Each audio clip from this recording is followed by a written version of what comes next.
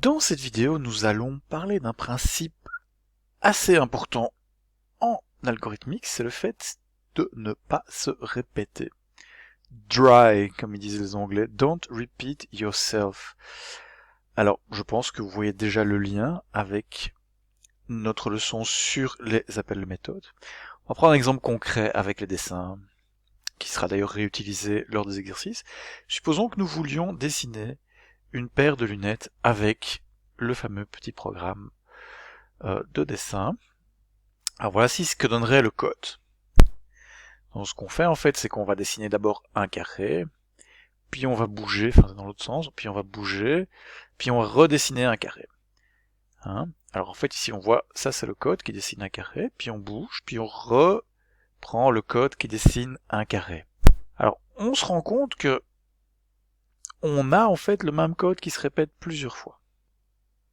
C'est évidemment pas un gros problème ici parce que c'est petit, mais on peut imaginer des cas où ça se répète plein de fois et on a plein de fois le même code.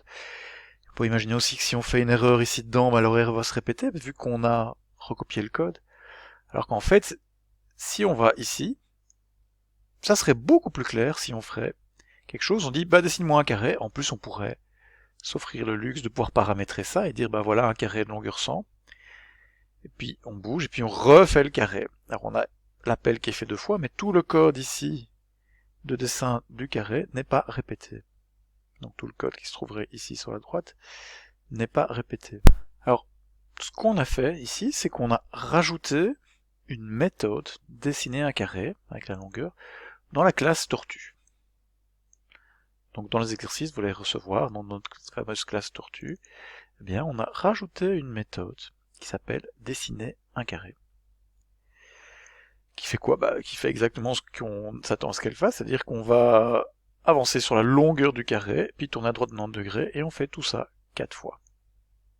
Maintenant que notre tortue a ces méthodes supplémentaires, nous pouvons facilement reprendre notre tortue et lui faire dessiner un carré. Ensuite, la faire avancer de 150 pixels. Avancer de 150. Et on va redessiner un carré. On voit que le code devient très clair, très facile à lire.